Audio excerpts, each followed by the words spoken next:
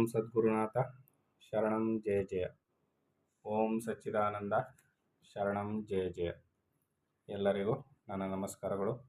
ಯೋಗ ವಾಸಿಷ್ಠ ನಿರ್ವಾಣ ಪ್ರಕರಣದಲ್ಲಿ ಜೀವಾತ್ಮನಿಗೆ ಹೊರಗಿರ್ತಕ್ಕಂಥ ವಿಷಯ ವಸ್ತುಗಳ ಜ್ಞಾನ ಇಂದ್ರಿಯಗಳ ಮುಖಾಂತರ ಹೇಗೆ ಉಂಟಾಗುತ್ತೆ ಅಂತ ರಾಮನ ಪ್ರಶ್ನೆ ಆಗಿತ್ತು. ಜೀವ ಇರುವವನಿಗೆ ಜೀವ ಇಲ್ಲದೆ ಇರೋವನಿಗೆ ಹೆಂಗೆ ಉಂಟಾಗೋದಿಲ್ಲ ಅಂತ ರಾಮನ ಪ್ರಶ್ನೆ ಆಗಿತ್ತು. ಅದಕ್ಕೆ ವಸಿಷ್ಠರು ಹೇಳ್ತಾರೆ, ನೋಡಪ್ಪ, ಇಲ್ಲಿ ಜೀವಾತ್ಮನೆಂದರೆ ಜ್ಞಾತೃವಾಗಿ, ಬಾಹ್ಯ ಪದಾರ್ಥವೇ ಜ್ಞೇಯವಾಗಿ, ಅವೆರಡಕ್ಕೂ ಏರ್ಪಡ್ತಕ್ಕಂಥ ಸಂಬಂಧ ಇದೆಯಲ್ಲ, ನೋಟ, ಅದು ಜ್ಞಾನವಾಗಿ ಏರ್ಪಡುತ್ತೆ. ಅದೇನು ಮಾಡ್ತದೆ, ಚೈತನ್ಯದ ಹೊರಗಿರ್ತಕ್ಕಂಥ ನೋಟವನ್ನು, ಆ ಚೈತನ್ಯವನ್ನು ತಂದು ಹೊತ್ಕೊಂಡೋಗಿ ಜೀವನಿಗೆ ಅದು ಆಲಿಂಗನ ಮಾಡ್ಕೊಳ್ತದೆ.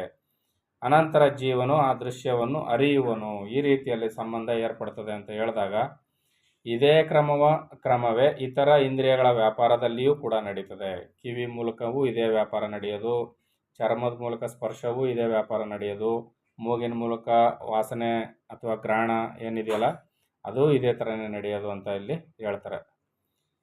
ಇನ್ನು ಆದರೆ ಶಬ್ದ ಮಾತ್ರ ಆಕಾಶನಿಷ್ಠವಾದುದರಿಂದ ಕರ್ಣಾಕಾಶವನ್ನು ಸೇರುತ್ತಿದ್ದ ಹಾಗೆ ಜೀವಾಕಾಶವನ್ನು ಸೇರುವುದರಿಂದ ಕೂಡಲೇ ಅಲ್ಲಿ ಅರಿವನ್ನು ಉಂಟು ಮಾಡುವುದು.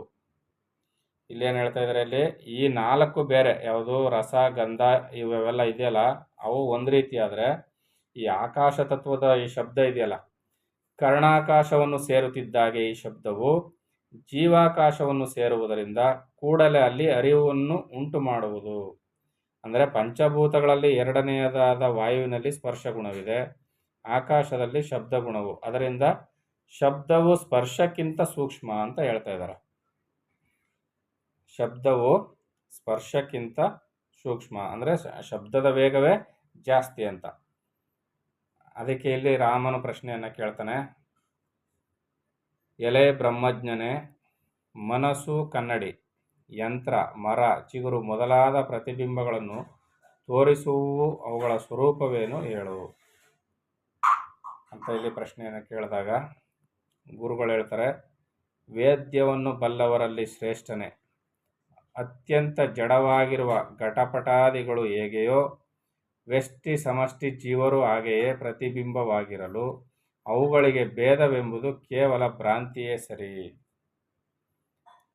ಏನು ಹೇಳ್ತಾ ಇದ್ದಾರೆ ಇಲ್ಲಿ, ವ್ಯಷ್ಟಿ ಅಂದರೆ ದೇಹಕ್ಕೆ ಸಂಬಂಧಪಟ್ಟದ್ದು, ನಾನೇ ದೇಹ ಅಂತಕ್ಕಂಥ ಭಾವನೆ, ಇದಕ್ಕೆ ವ್ಯಷ್ಟಿ ರೂಪವಾದ ದೇಹ ಅಂತ ಕರೀತಾರೆ. ಪಂಚಭೂತಗಳನ್ನು ಒಳಗೊಂಡಿರ್ತಕ್ಕಂಥ ಮರ, ಗಿಡ, ಬೆಟ್ಟ, ಗುಡ್ಡಗಳು, ಜಗತ್ತನ್ನು ಒಳಗೊಂಡಿರ್ತಕ್ಕಂಥದಕ್ಕೆ ಸಮಷ್ಟಿ ದೇಹ ಅಂತ ಕರೀತಾರೆ. ಇದು ವ್ಯಷ್ಟಿ ದೇಹ, ಅದು ಸಮಷ್ಟಿ ದೇಹ. ಪ್ರಕೃತಿ ಸಮಷ್ಟಿ ದೇಹ, ಈ ದೇಹಗಳು ವ್ಯಷ್ಟಿ ದೇಹಗಳು ಅಂತ ಕರೀತಾರೆ. ಇವೆರಡೂ ಬೇರೆ ಬೇರೆ ಅಲ್ಲ ರಾಮ, ಯಾಕಂದರೆ ಇವೆರಡರಲ್ಲಿಯೂ ಭೇದ ಇಲ್ಲ. ಈ ಜಗತ್ತು ಎನ್ನುವುದು ಇಷ್ಟು ಮಾತ್ರವೇ ಸರಿ, ಅದರಿಂದ ಇದರಲ್ಲಿ ನಿನಗೆ ವಿಶ್ವಾಸವೂ ಇಲ್ಲದಿರಲಿ. ಅಹಂ ಮೊದಲಾದವುಗಳೆಲ್ಲವೂ ತರಂಗಗಳು, ಯಾವಾಗಲೂ ಇರತಕ್ಕದ್ದು ನೀರು ಮಾತ್ರ. ಏನು ಹೇಳ್ತಾ ಇದರಲ್ಲಿ, ವೇದ್ಯವನ್ನು ಬಲ್ಲವರಲ್ಲಿ ಶ್ರೇಷ್ಠನಾದ ರಾಮನೇ, ಅತ್ಯಂತ ಜಡವಾಗಿರುವ ಘಟಪಟಾದಿಗಳು ಹೇಗೆಯೋ ಅಂದರೆ ವ್ಯಷ್ಟಿ ಸಮಷ್ಟಿ ಜೀವರು ಹಾಗೆಯೇ ಪ್ರತಿಬಿಂಬವಾಗಿರಲು ಅವುಗಳಿಗೆ ಭೇದವೆಂಬುದು ಕೇವಲ ಭ್ರಾಂತಿ ಸರಿ. ಇವೆರಡವು ಯಾವುದರಿಂದ ಪ್ರತಿಬಿಂಬವಾಗಿರೋದಷ್ಟೇ ಇವುಗಳು. ಯಾವುದರಲ್ಲಿ, ಶುದ್ಧ ಅಂತಃಕರಣದಲ್ಲಿ ಪ್ರತಿಬಿಂಬವಾಗಿರ್ತಕ್ಕಂಥವು ಇವು. ಯಾವುದು ಚಿತ್ ಸಂಕಲ್ಪದಲ್ಲಿ ಉಂಟಾಗಿದ್ದು ಸಮಷ್ಟಿ ದೇಹ, ವ್ಯಕ್ತಿಯ ಮನಸ್ಸಿನಲ್ಲಿ ಅಂತಃಕರಣದಲ್ಲಿ ಉಂಟಾಗಿದ್ದಂಥದ್ದು ಈ ದೇಹ. ಅದರಿಂದ ಎರಡೂ ಕೂಡ ಪ್ರತಿಬಿಂಬವೇ ಆಗಿರೋದ್ರಿಂದ ಇವೆರಡೂ ಬೇರೆ ಅಲ್ಲ, ಭ್ರಾಂತಿಯಿಂದ ಬೇರೆ ಕಾಣ್ತಾ ಇದೆ, ಇವೆರಡೂ ಒಂದೇ. ಈ ಜಗತ್ತು ಎಂಬುದು ಇಷ್ಟು ಮಾತ್ರವೇ ಸರಿ, ಆದ್ದರಿಂದ ಇದರಲ್ಲಿ ನಿನಗೆ ವಿಶ್ವಾಸವೂ ಇಲ್ಲದಿರಲಿ. ಜಗತ್ತು ಸಂಕಲ್ಪಮಯವಾದದ್ದು, ಅದರಿಂದ ನೀನು ಇದರಲ್ಲಿ ವಿಶ್ವಾಸವನ್ನು ಇಡಬೇಡ ರಾಮ. ಅಹಂ ಮೊದಲಾದವುಗಳೆಲ್ಲ ತರಂಗಗಳು, ನಾನು ಎನ್ನುವುದೆಲ್ಲ ಏನಿದೆಯಲ್ಲ, ಅಹಂ ಎನ್ನುವುದು, ಇವೆಲ್ಲ ತರಂಗಗಳು, ಯಾವಾಗಲೂ ಇರತಕ್ಕದ್ದು ನೀರು. ಆ ತರಂಗಗಳು ಏನು ಅಂದರೆ ಬರ್ತವೆ ಹೋಗ್ತವೆ, ಬರ್ತವೆ ಹೋಗ್ತವೆ, ಇವಕ್ಕೆ ಸ್ಥಿರತ್ವ ಇಲ್ಲ, ಅಸ್ಥಿರವಾದವು ಇವೆಲ್ಲ. ಆದ್ದರಿಂದ ಇವೆಲ್ಲವೂ ಕೂಡ ತರಂಗಗಳಿದ್ದಂತೆ. ಇರತಕ್ಕದ್ದೆಲ್ಲ ಯಾವುದು, ನೀರು. ಅಂದರೆ ಪರಬ್ರಹ್ಮವೇ ಇರತಕ್ಕಂಥದ್ದು, ಕಾಣಬರುವ ಜಗತ್ತೆಲ್ಲವೂ ತರಂಗಗಳಂತೆ, ಅದರಿಂದ ಇವುಗಳ ಮೇಲೆ ನೀನು ವಿಶ್ವಾಸವನ್ನು ಇಡಬೇಡ, ಇವು ಭ್ರಾಂತಿಮಯವಾದವು ಅಂತ ರಾಮನಿಗೆ ಗುರುಗಳು ಹೇಳ್ತಾ ಇದ್ದಾರೆ. ಪರಾಂಬೋಧಿಯಲ್ಲಿ ದೇಶ, ಕಾಲ, ಕ್ರಿಯೆ ಮೊದಲಾದವುಗಳು ಯಾವುವೂ ಇಲ್ಲವೇ ಇಲ್ಲ. ಸರ್ವತ್ರವೂ ಇರುವ ಸರ್ವದರಲ್ಲಿಯೂ ಇರುವ ಆತ್ಮನು ನಿತ್ಯನು. ಅವುಗಳಲ್ಲೆಲ್ಲ ಅಂದರೆ ದೇಶ, ಕಾಲ, ಕ್ರಿಯಾ ರೂಪವಾದ ವಿಕಾರ ಹೇತುಗಳಲ್ಲಿಯೂ, ವಿಕಾರಕ್ಕೆ ಕಾರಣವಾದವುಗಳಲ್ಲಿಯೂ, ಹೇತುಗಳು ಅಂದರೆ ಕಾರಣ ಅಂತ, ವಿಕಾರ ಹೇತುಗಳಲ್ಲಿಯೂ, ಅವುಗಳಿಂದ ಆಗಿರುವ ವಿಕಾರಗಳಲ್ಲಿಯೂ ತಾನೇ ತಾನಾಗಿ ತುಂಬಿರುವುದು ಯಾವುದು? ಪರಮಾತ್ಮವೇ ಅಂತ ಇಲ್ಲಿ ವಸಿಷ್ಠರು ಹೇಳ್ತಾ ಇದ್ದಾರೆ. ಯಾವಾಗಲೂ ಯಾತರಲ್ಲಿಯೂ ಆಸಕ್ತವಾಗಿರುವಂತೆ ಬುದ್ಧಿಯನ್ನು ಇಟ್ಟುಕೊಂಡು ಸಂತೋಷಚಿತ್ತನಾಗಿರು.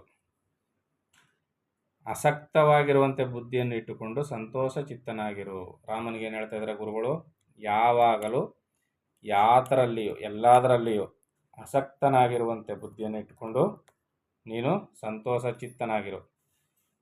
ಮೃಷಾಭೂತವಾದ ಸುಖ ದುಃಖಗಳೆಂಬ ವೇದನೆಗಳು ನಿನಗೆ ಇಲ್ಲದಿರಲಿ. ಸಮಸ್ತ ಸಂಸಾರ ರೂಪವಾದ ಮಾಯೆಯನ್ನು ಉಪಸಂಹಾರ ಮಾಡಿಕೊಂಡು ಬ್ರಹ್ಮನಿಷ್ಠನಾಗಿ ಬ್ರಹ್ಮಣಿ ಸ್ಥಿತನಾಗಿ ನಿಲ್ಲು ಅಂತ ಗುರುಗಳು ಇಲ್ಲಿ ರಾಮನಿಗೆ ಹೇಳ್ತಾ ಇದ್ದಾರೆ. ಅಂದರೆ ನೀನು ಮಾಯೆಗೆ ಒಳಗಾಗಬೇಡ, ಮಾಯೆಯನ್ನು ಉಪಸಂಹಾರ ಮಾಡಿಕೊ. ಮಾಯೆಯನ್ನು ಉಪಸಂಹಾರ ಮಾಡಿಕೊ ಅಂದ್ರೇನು? ಮಾಯೆಯನ್ನು ನೀನು ನಿಲ್ಲಿಸು. ಮಾಯೆಯನ್ನು ನಿಲ್ಲಿಸೋದು ಯಾವ ಥರ? ಮಾಯೆಯನ್ನು ನಿಲ್ಲಿಸಬೇಕಾದ್ರೆ ಮನಸ್ಸನ್ನು ನಿಲ್ಲಿಸ್ಬಿಟ್ರೆ ಸಾಕು. ಮನಸ್ಸನ್ನು ನಿಲ್ಲಿಸೋದು ಯಾವ ಥರ? ಉಸಿರಾಟದ ವೇಗವನ್ನು ಅಡಗಿಸ್ಬಿಟ್ರೆ ಸಾಕು. ಉಸಿರಾಟದ ವೇಗವನ್ನು ಅಡಗಿಸಿ ಅದನ್ನು ಸಹಜ ಸ್ಥಿತಿಯತ್ತ ತಂದು ನಿಲ್ಲಿಸ್ಕೊಂಡ್ರೆ, ಅಂದರೆ 2 ಇಂಚ್ ಮಾತ್ರ ಒಳಗಡೆ ಹೋಗೋದು, ಅಲ್ಲಿ 2 ಸೆಕೆಂಡ್ ಕಾಲ, 2 ಚಿಟಿಕೆ ಹಾಕುವಷ್ಟು ಕಾಲ ನಿಲ್ಲೋದು, ಮತ್ತೆ 2 ಇಂಚ್ ಮಾತ್ರ ಹೊರಗೆ ಬರೋದು, ಅಲ್ಲಿ 2 ಚಿಟಿಕೆ ಹಾಕುವಷ್ಟು ಕಾಲ ನಿಲ್ಲೋದು, ಮತ್ತೆ 2 ಇಂಚ್ ಮಾತ್ರ ಒಳಗಡೆ ಹೋಗೋದು, 2 ಚಿಟಿಕೆ ಹಾಕುವಷ್ಟು ಕಾಲ ನಿಲ್ಲೋದು. ಇದು ಒಬ್ಬ ಪರಿಪೂರ್ಣ ಸಾಧಕನಾದಂಥ ಒಬ್ಬ ಯೋಗಿಯು ಉಸಿರಾಡುವ ಕ್ರಮ. ಈ ಕ್ರಮದಲ್ಲಿ ಇದ್ದಂಥ ಯೋಗಿಗೆ ಮನಸ್ಸು ಸಂಪೂರ್ಣವಾಗಿ ಲಯವಾಗುತ್ತೆ. ಮನಸ್ಸು ಯಾವಾಗ ಸಂಪೂರ್ಣವಾಗಿ ಲಯವಾಗಿರ್ತದೋ ಅಲ್ಲಿ ಪ್ರಾಣಶಕ್ತಿ ಇಷ್ಟು ಮಾತ್ರ ನಿಂತಿರ್ತದೆ. ಆಗ ಅಲ್ಲಿ ಮನಸ್ಸು ಲಯವಾಯ್ತದೆ. ಲಯವಾಗಿರುವ ಆ ಮನಸ್ಸಿನಲ್ಲಿ ಮಾಯಾಶಕ್ತಿಯು ತನ್ನ ಅಸ್ತಿತ್ವವನ್ನು ಕಳೆದುಕೊಂಡಿರ್ತದೆ. ತನ್ನ ಅಸ್ತಿತ್ವವನ್ನು ಕಳೆದುಕೊಂಡು ತಾನೇ ತಾನಾಗಿ ಪರಬ್ರಹ್ಮ ಸ್ಥಿತಿಯಲ್ಲಿ ಆ ಜೀವತ್ವ ಭಾವ ಹೊರಟೋಗಿರ್ತದೆ. ತಾನೇ ಪರಮಾತ್ಮನೆಂಬ ಅರಿವು ಗೊತ್ತಾಗಿರುತ್ತದೆ. ಅದರಿಂದ ಇಲ್ಲಿ ಮಾಯೆಗೆ ಒಳಗಾಗಬೇಡ, ನೀನು ಮಾಯೆಯನ್ನು ಉಪಸಂಹಾರ ಮಾಡಿಕೋ ರಾಮ ಅಂತ ಇಲ್ಲಿ ರಾಮನಿಗೆ ಗುರುಗಳು ಹೇಳ್ತಾ ಇದ್ರು. ಮುಂದುವರೆದು ಏನು ಹೇಳ್ತಾರೆ ಅಂತ ಮುಂದಿನ ಆಡಿಯೋದಲ್ಲಿ ನೋಡೋಣ. ಎಲ್ಲರಿಗೂ ಒಳ್ಳೆಯದಾಗಲಿ. ಓಂ ಸದ್ಗುರುನಾಥ ಶರಣಂ ಜಯ ಜಯ. ಓಂ ಸಚ್ಚಿದಾನಂದ ಶರಣಂ ಜಯ ಜಯ. ಹರಿ ಓಂ ತತ್ಸತ್. ಹರಿ ಓಂ ತತ್ಸತ್. ಹರಿ ಓಂ ತತ್ಸತ್.